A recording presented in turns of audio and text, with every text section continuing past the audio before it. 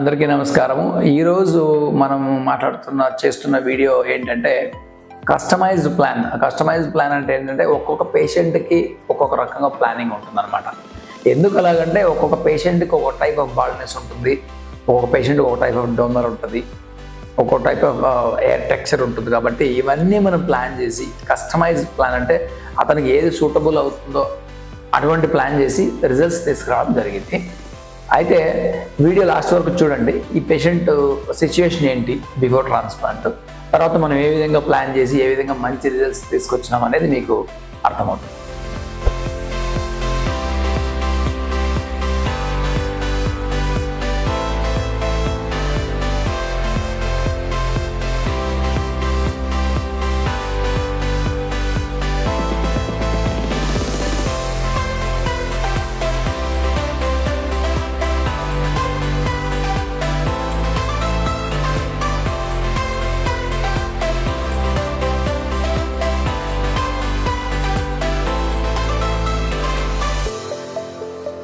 Customise plan అంటే ఏంటంటే ఆ పేషెంట్కి సరిపడా విధంగా మనము ప్లానింగ్ చేయడము, ఏ విధంగా చేస్తే రిజల్ట్స్ వస్తుందని మనం ప్లాన్ చేసి థింక్ చేసి చేయడం.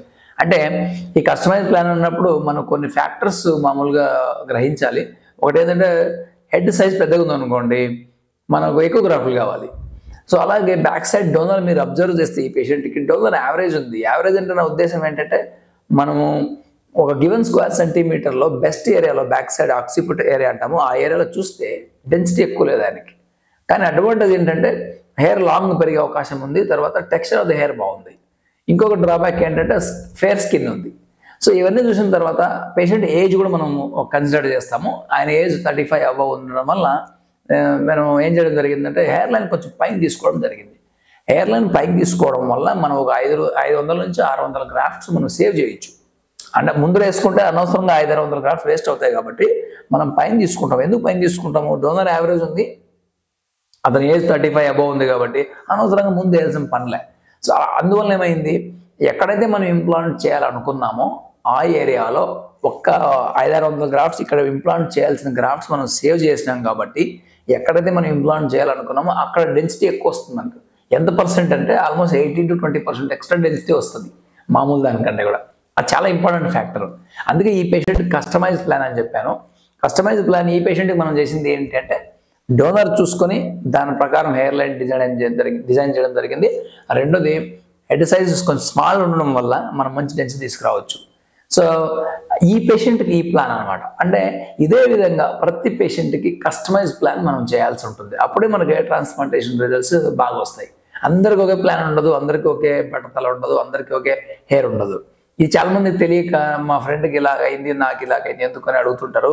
కాబట్టి మీ సిచ్యుయేషన్కి, మీకున్న ఏజ్కి, సిచ్యుయేషన్కి, అవైలబిలిటీ ఆఫ్ ద గ్రాఫ్ట్స్కి. సో మనకు గ్రాఫ్ నెంబర్ సేమ్ ఉంటుంది, స్కాల్ప్ సైజ్ సేమ్ ఉంటుంది, కానీ మనకు హెయిర్ ఫాల్ మాత్రం అవుతూ ఉంటుంది, బాల్నెస్ పెరుగుతూ ఉంటుంది. కాబట్టి మీ కేసుకి ఎటువంటి కస్టమైజ్ ప్లాన్ సూటబుల్ అనేది మీ ఏజ్ ప్రకారం మీ సర్జన్ దగ్గర కూర్చున్న తర్వాత, కన్సల్టేషన్ తర్వాత కానీ లేకుంటే సర్జరీ ముందు కానీ ప్లాన్ చేసుకొని మీరు ట్రాన్స్ప్లాంటేషన్ డిజైన్కి వెళ్తే డెఫినెట్గా మీకు మంచి అవుట్కమ్ వస్తుంది. అది కస్టమైజ్ ప్లాన్ అని అంటాము. ఇతనికి రిజల్ట్స్ మీరు గమనిస్తే ఎక్సలెంట్ రిజల్ట్స్.